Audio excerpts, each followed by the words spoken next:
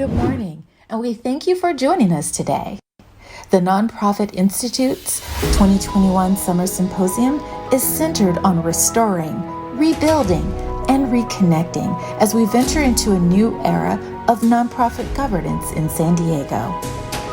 As the global pandemic's restrictions and limitations come to a close, the impact of the past 18 months will remain with us for many years to come. The path forward may be unclear, but we know the nonprofit sector and its leaders will play a critical role in the process forward, as we've done with many transitions in the past. We are a sector full of people who are loving and kind, not envious or proud. We put others before ourselves. We choose peace over anger. We protect, we trust, we hope, and we persevere. This is not a story that is consumed by the past, but a story of survival, of persistence, of success. And together, we rebuild.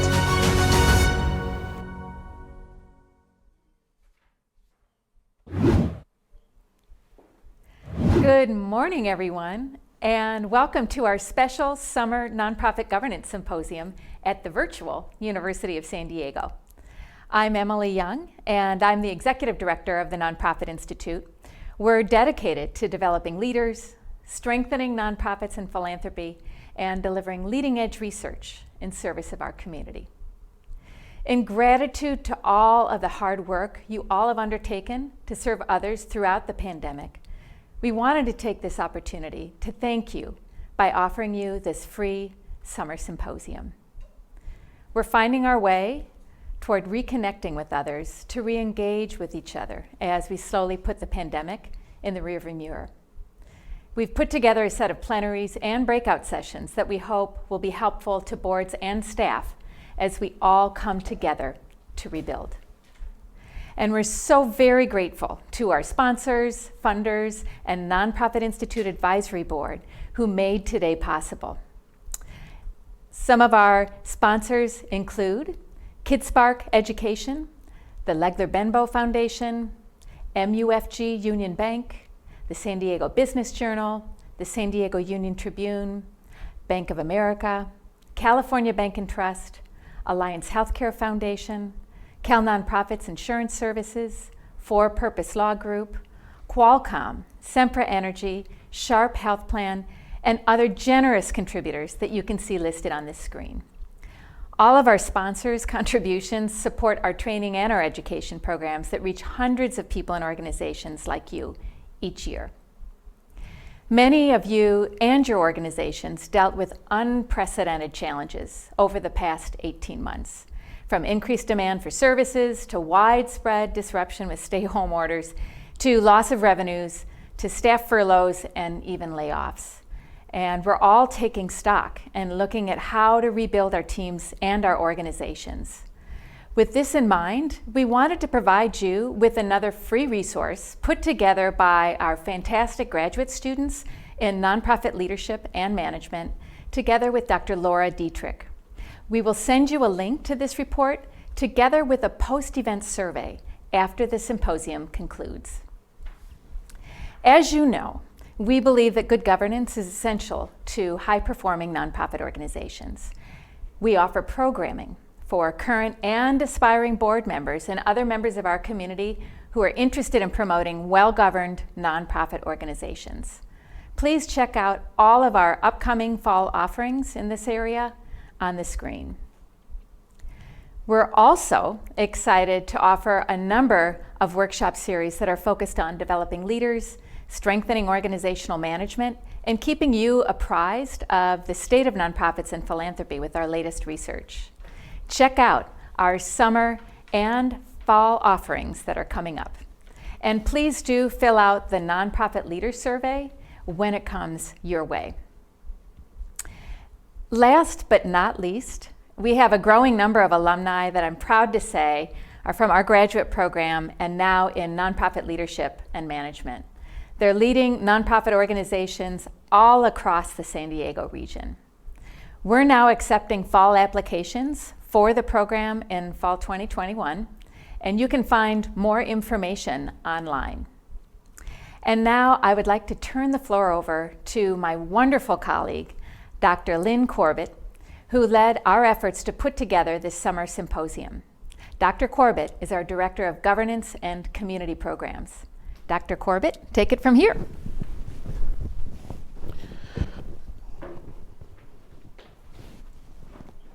Good morning, everyone. We are so excited to have you joining us today. As many of you have known, we usually have our governance symposium in January. And in January, we get together, we get a chance to share and enjoy each other's company, and we're looking forward to doing that next January. But for now, it will have to remain virtual, and I'm sure all of you are going to enjoy it because we've put a very special panel of great speakers together for you. So as Emily mentioned, my name is Dr. Lyn Corbett, and I do a number of different things for the Institute, but governance is one of the things that I specialize in. I want to welcome you all from this pandemic and as we come out of it, but I also want to share that many of us have had additions to our family, have had some things that have changed for us, many of them in a positive way also. So I'd like to introduce the new member of my family. His name is Biscuit, and that's my little boy. His name is Lyn. So this is LJ and Biscuit. We were surprised to welcome this little bundle of joy into our home, mostly indoors, of course. But in November is when he came into our home. And then from there, what you'll notice is that he was just a precious little thing. I put ties on him, I dress him up, I try and show him to people on Zoom and on FaceTime. But then there was a little bit of a change in our household. The little guy started growing just a bit. So what happens is by December, we took him for his first shot, and this is LJ and him, LJ trying to console him. So by December, he was, hey, a mid-sized dog. We thought it would be great that he's growing, and we were so happy to be able to be there to witness it. So then after that, here we go. We mentioned that now it's in February 2021, and you'll notice in this picture, he's just slightly bigger. Now, LJ is extremely happy. He's got the dog that he wanted. I have the dog that I wanted. You know, of course, there's one more person in our household that doesn't listen to me, but we were very, very excited to be able to have him there. So then after in February, we move on to February 2021, which is just a little bit later in the month. And what you'll notice is the expression on my son's face has just changed a little. It went from this cute little puppy to this extremely large big dog, and you're able to see the differences there. So that was still in February, so let me catch you up to speed now with where we are. So this is where he is now. In March of 2021, he's just slightly bigger, right? Taking over a little bit more than the space that he took over earlier. And then this is him in May, right? So just a little bit bigger. So why do I share this with you? It's because I need your help. We need to stop this dog from growing. But as I joke, I think that we've all had these special things that happen to our life. He's a great addition to our family. I love him very much, and my son I love also. So we are excited. And many of us have seen it where our families have kind of grown stronger being together. Some of us have seen it be a little bit difficult also. And just for you parents who also have a little boy, he's just turned 7 years old. You know, that first grade math is very tricky, all right? It's new. So just want to kind of give you a heads up on that. So we have exciting things planned for you. I first of all want to thank City Finance Entertainment. We've continually used them throughout the pandemic, and they have exceptional work located right here in San Diego. We also want to thank all the staff and team members, Dr. Emily Young, Dr. Laura Dietrich, who have helped organize, put this together for everyone. And then lastly, I want to thank you all because this is something that you have to take on. You have to be there for you with a sense of intentionality. And you have seen many of these before. We're trying to make it special for you, but we know it takes commitment. So we are trying to be more interesting than your Facebook feed. Right? Then in your LinkedIn things that are coming in. So we ask you to try and see if you can take the next couple of hours off and really focus on what we have in store for you, because we knew that after January, when it started opening, you would need more resources. And we as an institute, we're dedicated to providing that to you. So this will be recorded, people will have access to it, but we want to make sure that you know that this is really for you, and we want to make sure that you're able to ask some of those questions of us. So if you are here watching us, go ahead in the chat, introduce yourself so people can make those connections and they know who else is there. But also is our approach to trying to see if we can have some resemblance of being together, being connected, and rebuilding together. So with that being said, I'll go right into our plenary discussion, and I'd like to introduce our plenary speaker here. The title of our plenary is going to be Moving Beyond COVID-19, Implications for Nonprofit Governance. All right, and Chet Hewitt, many of you have known him. He's the president and CEO of Sierra Health Foundation, located in Sacramento, California. And let me share a little bit about Chet for you.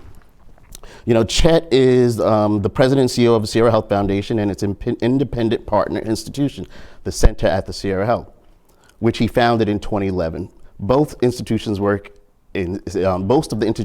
is centered on the social determinants of health and the establishment of potent community partnerships to advance social justice and racial and health equity. Over the past 12 months, the foundation and the center have played significant roles in California's COVID-19 response. Working closely with the governor's office and several state agencies, they've launched and oversee the state's COVID-19 public awareness campaign, COVID community outreach program, and the recent vaccine equity campaign. Prior to joining the foundation, Chet has served as the director of Alameda County Social Services Agency, associate director for the Rockefeller Foundation in New York, and the director for the Center on Juvenile and Criminal Justice in San Francisco. Chet has received national recognition for his work, including Grantmakers in Health, in Health, also the Terrence Keenan Leadership in Health Award, Urban League's Presidential Award, Grant Lynn Johnson's Intergovernmental Cooperation Award, Annie E. Cation Foundation Child and Family Leaders Fellowship. He is also the chair of the Black Child Legacy Campaign and Build Black. Chet serves on several boards, including the Roberts Family Development Center, the Public Policy Institute of California, the Resource Legacy Fund, Cal Nonprofits, and Advance Peace. Please join me in welcoming President and CEO of the Sierra Health Foundation, Chet Hewitt. Chet, thank you for joining us, Mr. Hewitt. It's a pleasure to have you with us today. Good to be back, Lynn, and good morning to all the folks who have joined us as well. I hope folks are safe and well and vaccinated. Thank you, Chet. You know, Chet, it was interesting as I was reading your bio, I was thinking about all the boards that you are part of and that you have people who confide in you. And this is not only local, but across the country. You were working with President Obama when he was talking about working with different communities of color, particularly our Black men. So I just wanted to have you kind of like share about governance, but also about policy. We'll start with that. Now, we will have some people who are asking some questions, so chats will come in and we'll ask some questions, but this is going to be that dialogue where we're able to have some of those questions answered that we haven't been able to have answered, we haven't thought about because we really weren't thinking about the future as much. And we know that when the nation faces something as significant as a pandemic, we never go back to being the same, but we go back to being different. Right? We have to, so we'll be different. Those that are actually going to wait for things to get back to normal are going to be behind the curve. Things will be different. So I'm asking you, what do you think that the differences will be from a policy perspective initially when it comes to nonprofit governance and nonprofit organizations as a whole? Well, I think there are two ways to think about where nonprofit governance is going in the future. And one is the kind of internal facing work that we will all do as nonprofits, as our staff, push us to think about diversity, equity, and inclusion, and how that impacts the environment in which they work, the projects that they actually work on, the culture of our institutions, and our willingness to raise our voices to be advocates for communities that have been left behind or underinvested in, which are also the same communities that have been disproportionately impacted by COVID-19 and the pandemic, economically, socially, and clearly by way of health, both on illness rates as well as mortality rates as well. I also think there is some external facing pieces to this challenge as well. And that is the need to continue to be nimble and flexible in our service delivery. When I think about how we engage communities in efforts to improve the conditions that they're actually facing, and to think about both our service delivery work differently, but also how we're advocating for more sustainable policy and systemic change at the same time. And I know that many nonprofits are doing this already, and some might even say, well, Chet, we're doing this work. I think that what's different going forward would be the realization by folks who may have been sitting on the fence as it relates to how vulnerable populations and communities were across a number of key issue areas. And we know that part of the spread and positivity rates associated with COVID-19 was about poor housing quality. We know it was about job quality.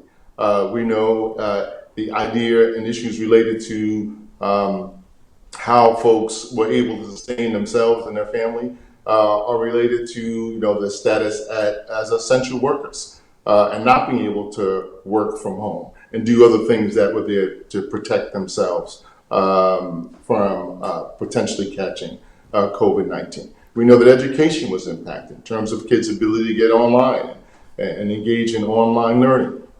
So I think, as we think about how these things fit together, there are real opportunities to really tie together what is often described as silo programs to work and build new partnerships so that our approaches are more coherent, cohesive, and broader, and to not only build back better, as folks like to say, but I would say build forward better in ways that's both more equitable and more associated with the idea of social justice for communities that have suffered far too long and clearly bore the brunt of COVID-19.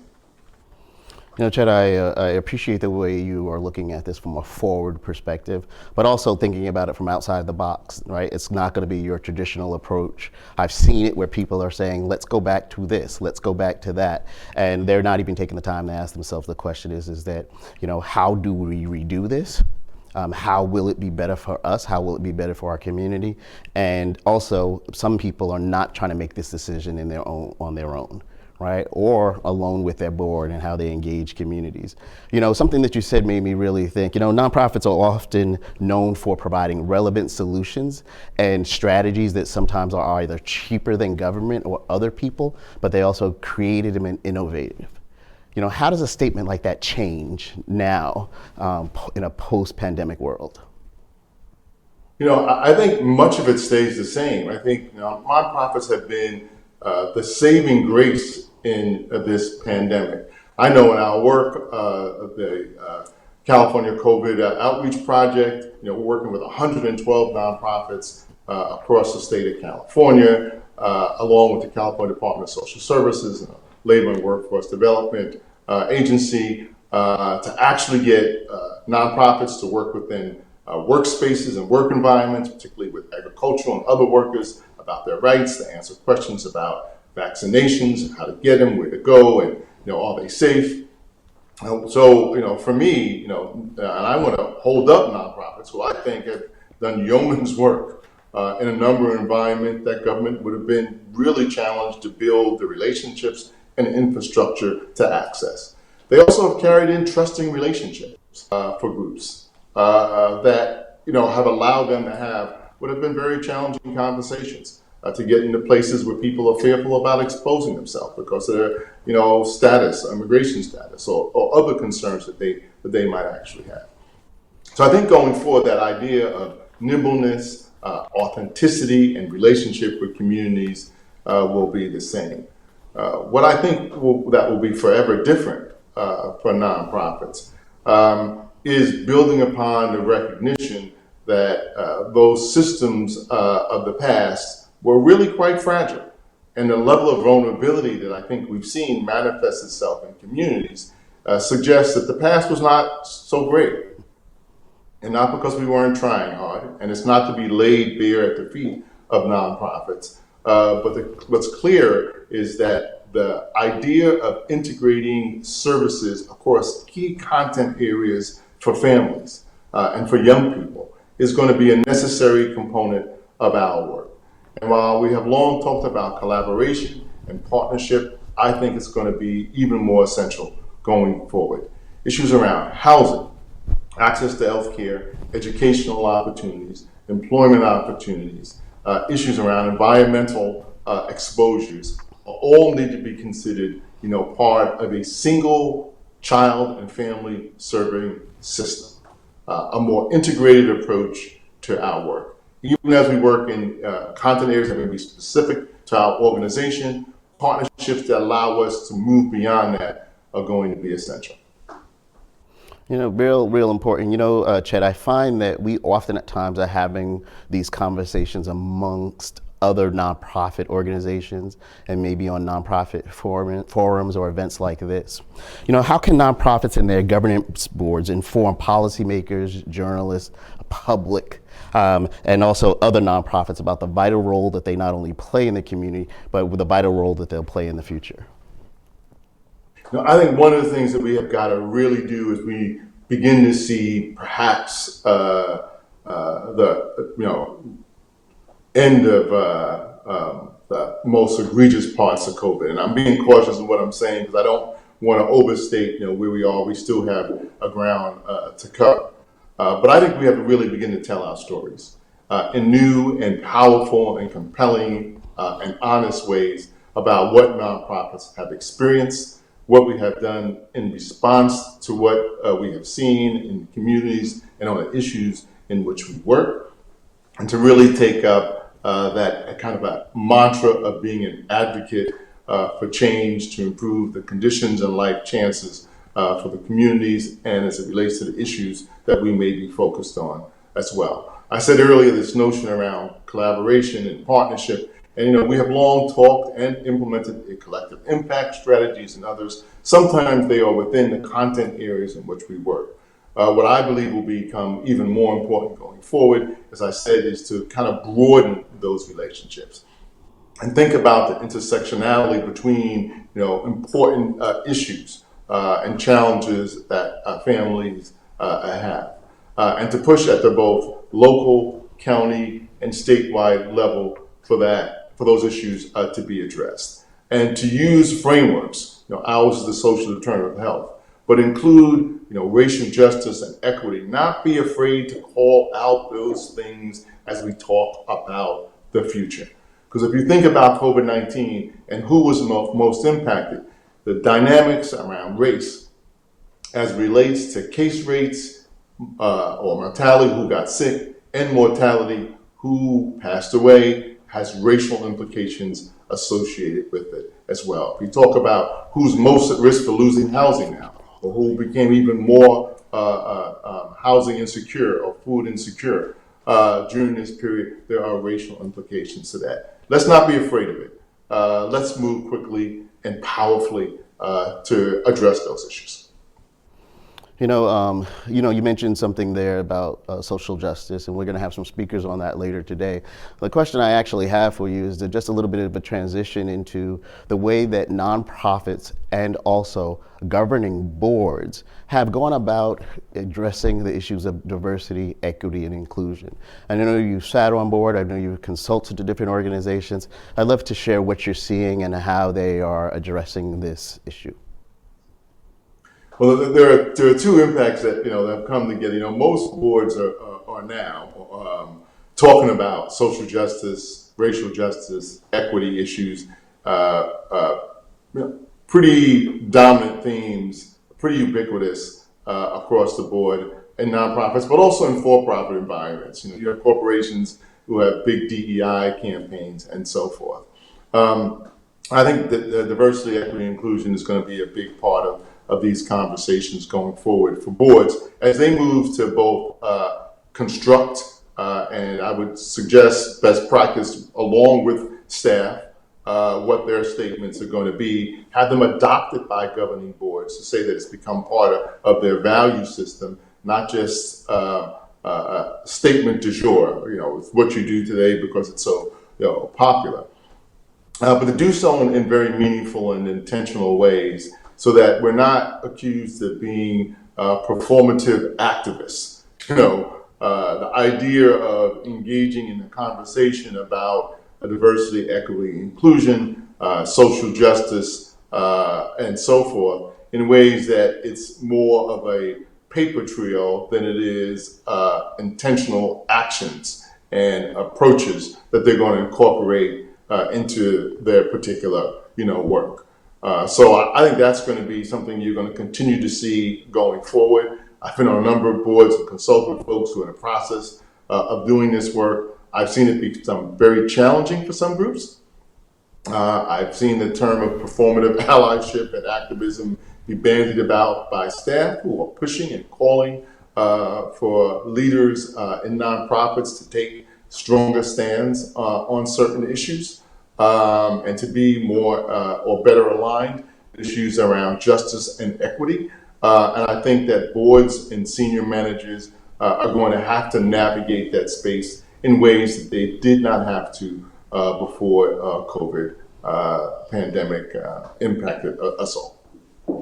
It's interesting what you're saying here. That performative activism is a pretty strong term, and it's really, I love the way that you talk about it. As you and I were speaking about this before we prepared, you brought up the issue of many organizations feeling like it's time to just at least let people know that we're on board. So they're coming up with these statements, but they're really not putting them into action in any way. All right, so they and boards who have made these commitments for diversity, and I know that some of the foundations that are funding people have also asked what percentages of your boards are diverse, or how diverse is your board. Tell us about what people have either mentioned to you or what you've seen sitting as a board member or a board chair. Well, you're spot on because, I run a foundation. I also run the center, which is kind of an independent operational component of it, which is a nonprofit, and we partner with a number of institutions, including private donors, as well as philanthropy and government. And yes, we received questionnaires about the makeup of our board. I mean, people want to know whether our DEI statements and our commitment to inclusion are real, is represented at the highest levels of the institution. From the board to our executive teams, even asking questions about our staff. And so funders are increasingly looking to see, those DEI statements live within, organizations as a tangible sign of their commitment. And the belief is that this is not just something to do to, present diversity in a kind of a picture format, that there's real power and resonance and impact in terms of the quality of what we produce, the knowledge that's actually in the room based on these individuals' experience and what they bring to the table, and giving them real voice. It's also, increasingly important to include those we serve in conversations about interventions and programs. I know we say, we do nothing with respect to a population without that population being engaged in some ways in those particular conversations. I think that you will see that increase going forward as well. So those are going to be, I think, important factors at the governance level, at the executive management level, and clearly I know that staff are looking to see those changes be implemented. I also believe that they're going to have both impact for retention and recruitment of your talent. Because more and more people are looking for organizations who are not only saying the right things, but there is real demonstrative evidence that they are pursuing their goals in ways that are in alignment with the statements that they actually have on their websites or they're presenting as part of their commitment to diversity, equity, inclusion, justice, health, and so forth. I think that these are not short-term trends. I don't believe that. I think they're going to be with us for a while, and I believe they should be. I think people are asking the right questions, have for some time, but I think there is less patience for the deliberative side of that, and more growing expectation for action. Have you seen some of the urgency or requests for being more urgent come to terms? Have you seen people really talking about, hey, things aren't getting easier, people are stopped talking about it, but we need to make sure that the urgency remains? Have you seen anything that makes you think about that? Yes, I've been in a number of situations where I've had, as a board member, given roles I've had on boards, to have direct conversations with staff about our intentions around this. And when I talked about retention and recruitment, I've seen that happen real time as well. So as a governance issue, I think we all should be thinking about the statements that we're making. And if you haven't done one, I would really recommend that you begin that particular process. I would also suggest you think about tying some metrics to it. What is that going to look like? How are you going to know that you're making progress along the lines of some of the statements that you may actually make?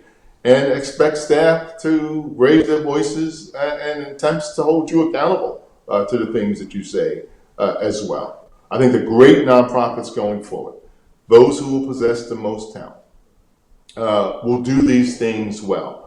And I don't think we should be afraid of failing forward, because I know there'll be missteps in this as we kind of ramp up both our interest and focus in these particular areas. But we should learn from the things we're doing, seek to improve, because that's just a hallmark of who we are as nonprofits and learning organizations. And by doing so, demonstrate within and beyond our sector, what great management is going to look like in the future. Interesting. What you're making me think about is board diversity in particular, and asking myself, what about board diversity can be done? What are people doing? So this is probably more of a statement, but what I've seen some people say, I'm going to step off to create this space for someone else. Right? I've been on the board for a while, and I know we don't have a new space coming up for a while, but it's so urgent that I'm going to step off the board, join a committee, etc., but allow space for someone else. The other thing that I've seen is that people realizing that it's not just about getting people on your board, it's also about identifying and turning to the person next to you and saying, what are we going to do different? I can come in, I do retreats, I can come in and say, hey, you need to be more diverse. But it's really going to take you looking at each other, talking to each other, and saying, what are we going to do different? So that's the first part there. But there's a second part to this. We have to ask the boards ourselves, where do we need to change to be ready to accept someone in, right? Where do we need to change to embrace what's to come, right? So there's this expectation that, oh, when I got on, this happened, they treated me this way, and you just got to make it work. Well, that might not have been the best strategy. So what is our onboarding process? How do we welcome people in almost like that they're family, but how do we be prepared for the conversations, prepared for the new data that they have coming in? So, I think that's a essential aspect to it. And Chet, as an executive director, a CEO and president, you'll be seeing it from all sides, right? You see it from a staff side, you see it from a board side. And, prior to the discussions about this, I noticed that your board was diverse. All right, this was something that was something that you saw as being essential. How has that changed the way you see board diversity? And have you heard similar stories that I shared? I've heard similar stories to all that you've actually shared, from people really making space, to boards voting to expand the number of members they can actually have, to bring on folks to make it those bodies more diverse, racially, ethnically, experientially, orientations, and other ways. The full spectrum of diversity being considered. I said that that it's not only about the crafting of a statement. Those statements should have goals and targets associated with them, and if not numerically, they should talk about diversity of staff, diversity of board membership, leadership within staff, leadership within the board and governance bodies as well, leadership within executive management teams, not just middle managers as well, and goals and targets over some period of time. So it isn't we're committing to these things, without end, but we're committing to do these things within a period of time that really shows a level of commitment to the work ahead. Statements that really articulate why it's valuable, right? It's not just about putting someone from a BIPOC community on the board, or someone from the LGBTQ community on a board. It's about really acknowledging the value they add to those particular bodies as well. And then from a policy perspective, particularly as a board, making it really clear that there will be attention paid to developing an inclusive culture that allows those voices and ideas to be heard and considered like any other idea or voice is heard across the body, both at the governance level, but also at the management level as well. Being clear with staff about when they have an opportunity to influence things versus the decision-making process, which will remain with senior managers as well. But to do so in ways that I think allow people to feel like it is not performative, that it is really about being inclusive and valuing those voices. All the strategies that you said, I think, are viable ones. Some of the things like adding seats and others, I think, could be part of that particular mix of ideas. But I think what's most important for me at this point is that there are steps taken in the near term to effectuate or to launch those particular efforts. At Sierra Health, we have long prided ourselves on the diversity of our board and diversity of our staff. Our senior management staff executive team is completely made up of folks from communities of color. They are talented. They are incredibly resourceful and innovative in their particular work. It's why they were selected, and they bring a uniqueness by way of experience and perspective to our work, which I think is part of the secret sauce for our individual success and our ability to create deep, meaningful relationships with communities as well. And we will continue on that trend. I will say we're imperfect, and we have failed forward on a number of occasions. But our lack of perfection is not because of a lack of intention. For that we are extraordinarily clear. It's interesting. You shared something that I find to be of most importance in that the board diversity. There is something about the benefits of it, right? The benefits of having a diverse board, the benefits of having a diverse organization. We're looking at it from, it has to be diverse, so maybe we can go out there and find somebody that's going to help us with that so that they can just come on. As opposed to thinking about it is, what will we gain from this? What will be the benefits of this? And then how do we act accordingly? You talk about your staff as being talented, right? As almost like they're not saying that, hey, let's find this talented person who knows where we're going and has the skill set to help us get there, right? Often at times, all the knowledge isn't in the room. So how do we get those people? But get individuals and get that information so that it's in the room. But I love what you said about they're talented, they have the information, and they're actually going to help propel us forward.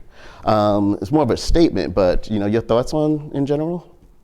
Well, I think one of the most powerful ways, and I talked earlier about compelling stories, let me tell you a short one.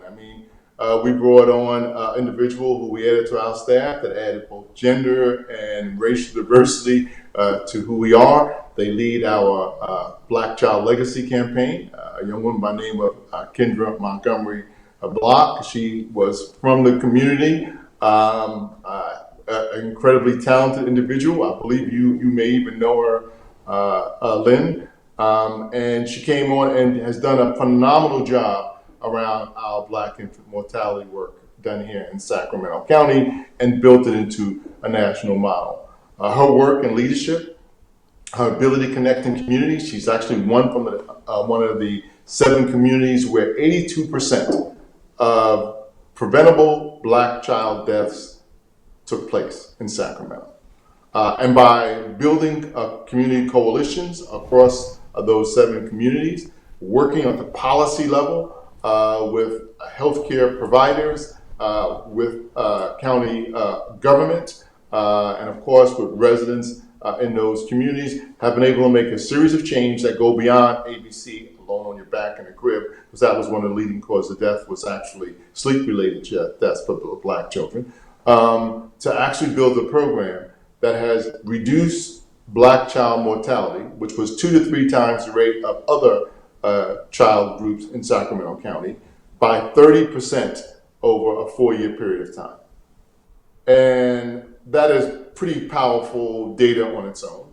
But not only did it reduce the aggregate number of preventable Black child deaths, it also reduced the disparity between Black children and other children. And if you know the social science around this, we often see cases case rates, in this case, mortality go down. Usually the racial disproportionality remains. That is, kids were 2 to 3 times likely when it was 400 kids, and then 2 to 3 times more likely if you cut it in half and only 200 deaths were occurring, all of which would be incredibly tragic, given that they're preventable.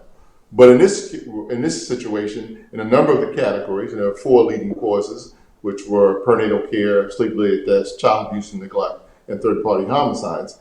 What we do know is that the disparity between Black children and other children has actually been decreased as well. And I've been at this work for a long time. Reducing disparities is great work.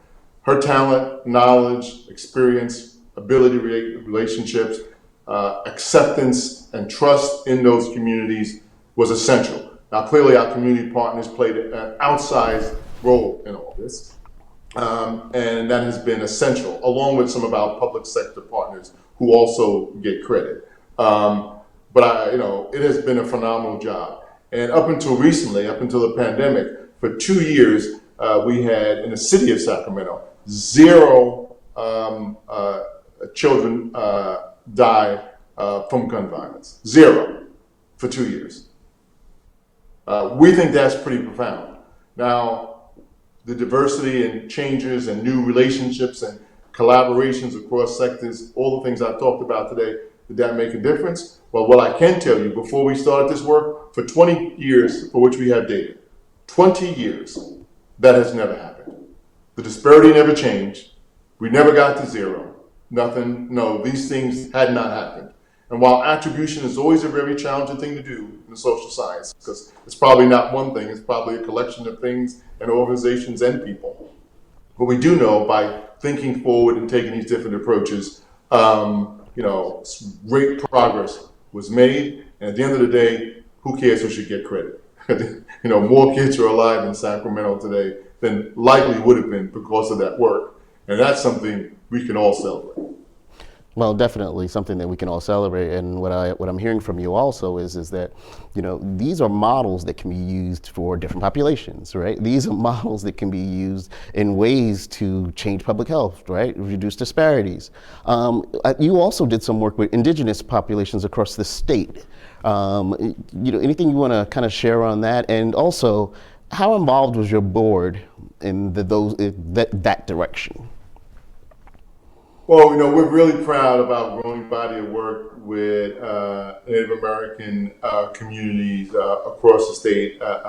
What we have done is we've made sure we've carved out in our medical assisted therapy, which is opioid addiction interventions, and a number of other programs, asthma mitigation, specific carve-outs for those communities, where we've gone to those communities and help them prepare to submit competitive applications, because we know that the data says the rates of both of these illnesses in those communities are disproportionate to their representation in the population. So, when we talk about DEI, we talk about commitments to be in places and work with populations. Either you're doing it or you're just saying it, and I think you should say it and do it. You should combine those two ideas. And clearly our board, was involved. We as a board have gotten comfortable with talking about social justice, racial justice, health equity in all of our work. We're unapologetic about that undertaking. It is not a overt political statement, although the language sometimes sends people to that place immediately. We are applying great public health science, the use of data to target where we should invest in building interventions. And we are advocates to ensuring that those who are most impacted are included in those deliberations and are offered opportunities to help lead both the design and implementation of those strategies that come out of those conversations as well. And that is from the highest level of Sierra Health Foundation and at the center, and that trickles down to our staff as well. It is not some mystery. It's not because a few staff have certain sensibilities. We have built a culture where that is an acceptable and expected part of how we articulate our work and what we're about and who we are going to be working with to ensure that there is a healthful life for all who call California home. Yeah, and I know some of that work has directly benefited San Diego, continually with the outreach to different populations. There is this sense of intentionality that you're talking about, but you're also talking about this taking a risk sometimes and being innovative in a space where people are a little bit more concerned, or they step around like on eggshells to make sure that they're aware of some things, but also they don't take as much risk as they want that needs to be taken. So I just wanted to ask you about this taking risk, but then also transition into how does that impact your external relationship, all those external entities out there, and what do you think about that in relation to innovation and the results that come? We're comfortable with what we could describe as thoughtful risk. It's not risk for the sake of risk. It's risk that's predicated on a level of knowledge that says the reward side of that is so extraordinary that the risk is worth taking. And it's interesting to me, half of my job as a foundation president is to also provide guidance for our investment portfolio, which is how we make money that we are able to then give away through our grant-making strategies. But that risk-reward premium we apply conceptually, because it's not about making money or profiting in some ways, to our work around our grant-making. So thoughtful risk-taking, we try to fail forward and fail quickly. Fail forward, fail fast, so that those things are not failures, they are lessons learned so that we can improve how we're going about the work as quickly as we possibly can, as a seed of our kind of a learning organizational model going forward. So we're comfortable with thoughtful risk taking and expect our folks to do so. And I'll back up a minute and say that thoughtful risk taking is built upon good knowledge, experience, a little bit of wisdom, and a level of comfort to saying we've gotten to this particular point. If we add, change, modify a few things, perhaps we can even be more impactful in our work. So the ability to articulate the what and the why about the taking on a risk is really important for us as well. Building off of best practices is innovation. Innovation isn't always the creation of something totally new. It's taking things that we actually have and applying them in new ways to improve the outputs or performance of whatever it is that we're holding. And so as an entity that wants to be innovative and impactful, the idea of taking on thoughtful risk is part of the work that we do, building it off of best practices and solid knowledge, including those experience, knowledge, and expertise that comes directly out of communities, which we believe is a vital source of an often underutilized source of expertise in the work that we do. That's an incredible, thoughtful approach. And for those of you who are making comments, we appreciate your comments. And if you have any questions, let us know in the short time that we have remaining. Chet, one question that came up was in regards to your foundation, You provide funding to the community in a number of different ways. How do we approach other foundations, and what type of dialogue do we have with them so that they can have a similar way of thinking and or even being open to listening? It's just a great question. I really appreciate it. I don't know who asked it, it's also a tough question because, if you know one foundation, you know one foundation. What I would say is that I think engaging with your local or even statewide foundation or representatives in your area about these issues is really important, and probably more now than ever, because I think the world of philanthropy is also experiencing some of the changes that the broader nonprofit world is confronting as well. I think we realize that grant making is a tactical experience within the world of philanthropy. It's a transactional experience. We say at Sierra Health that we don't have grantees, we have partners. And some of our partners have grants from us. That grants is a transactional piece. It is not the center of our relationship. The center of our relationship is about transformation and improvement, and how we each have a role in making that happen. And I think articulating your view and perspective, which may be varied from my own, and having those conversations with philanthropy and asking for opportunities to sit with CEOs and express those ideas, going to conferences and being willing to stand up and ask those questions about what the future looks like. Because the idea of building forward better is not just one for nonprofits who are more central or centered around the service delivery side.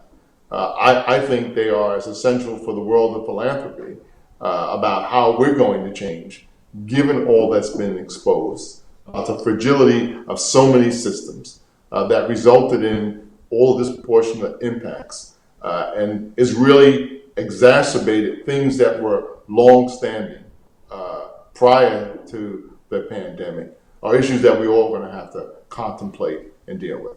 And I would suggest folks contact their regional associations and grant makers and ask for programs where those kind of conversations can be held. And I know that in San Diego, you actually have a very well-run regional association of grant makers, and they may in fact be interested in something like this. Although we're located in Sacramento, we're actually members of the San Diego Regional Association as well. I think creating forums where these conversations can be held are really important. And let me just lastly say, this is not about being antagonistic or complaining about the past. There may be good reasons to do so, but unless you have a time machine, it doesn't really matter. This is really around building forward better. Thank you for that. We have a question coming in now, but something that you've done that has helped people understand your approach has been in marketing, right? So, and taking on these marketing efforts. And I wanted to just ask you about some of those campaigns that you've been doing to help not only educate communities, but also your peers across the state. There have been some great things. And I'm seeing in one of the questions go around boards and funders are white and wealthy, and as a result, they aren't seeking more Black and brown donors. So we're really beginning to shape some of that. 2 funds have been created. One was just launched last week by the Latino Community Foundation. That's called the Latino Power Fund, nice. Which is an attempt to raise $50 million so that entity, led by a group of Latinx leaders, will determine where those funds are going to go. And I know that we were very proud to be one of the initial funders to contribute to that, that effort. While the source of revenue can come from folks of, any racial ethnic group, it really is the power in deciding where they go that I think is most of most interest and focus for me. That the Silicon Valley Community Foundation launched a Black Freedom Fund, which will be a $100 million effort attempting to raise, which will focus on African American groups around building capacity and infrastructure to make them more competitive, as well as doing some of the programmatic work as well. And we have seen more and more donors, particularly a few very wealthy individuals, really break the philanthropic mold by giving resources to HBCUs and groups of color in fairly significant amounts as a way of saying that you don't need to hold all your money and dole it out in what's really relatively small increments over time as well. So I think there are changes happening in the world of philanthropy. I think it's challenging that notion that funders are white and black and brown folks and Asian folks are simply the recipients of someone else's largesse. That's okay. I think we got to be more active in that space around creating and contributing to institutions that serve our communities. And at the same time, I think we have to seek control of resources in ways that are really helpful. Let me be really clear, and why I'm framing it that way, it's not backing up, I'm unapologetically supportive of these communities, but I do believe that a lot of that wealth that we talked about that's trapped and locked into institutions that are not led by color are often a byproduct of work that people of color have contributed to our society.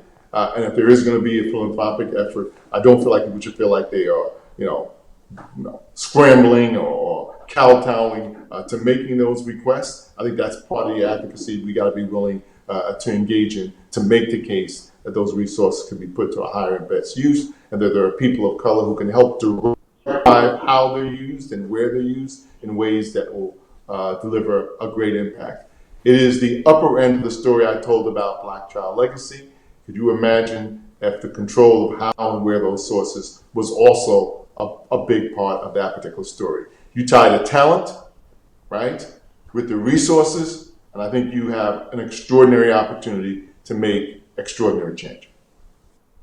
Well, Chet, just incredible in your responses, but also, I'd like to take this time to thank you just for taking your time out to kind of like speak to us. This is not the first time that you've done it, and we appreciate the fact that you are so open to kind of just speaking to this, because we know that sometimes we can't be in front of those audiences ourselves, so helping us to learn from your experience is critical. So I think right now we'll do as Chet is we'll sign off. Before we sign off, I'd like to just show one of those pictures that part of your marketing campaign that I thought was incredible. It was from a mural that was on the wall. Can you share between the billboard and then the mural as well? Let me just tie together quickly.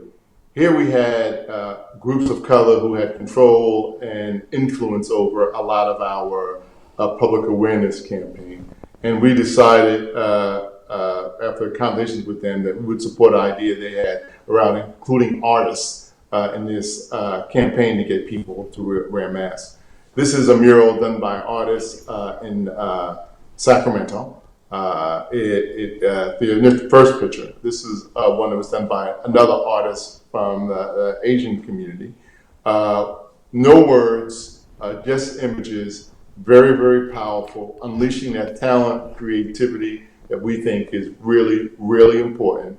And I'll tell you, they have had an impact on people's thinking about the importance of wearing a mask as well. So control of resources directed to groups of color, production of products that have that cultural sensitivity, power, meaning, and resonance for folks who would actually view them, and impactful in helping us to get people to understand the importance of behavioral changes, wearing a mask, watching your distance, waiting to get together as we sought to control the spread of COVID. Beautiful, powerful, and incredibly valuable towards a public health outcome. Very nice, Chet. Well, thank you again for your work. Thank you for your time. Thank you for the effort that you put in the community. And most importantly, thank you for your leadership. And until we meet again, and until we have that chance to have a conversation again, we'll see you soon. I look forward to it. Have a great conference. And Lyn, thanks so much for having me.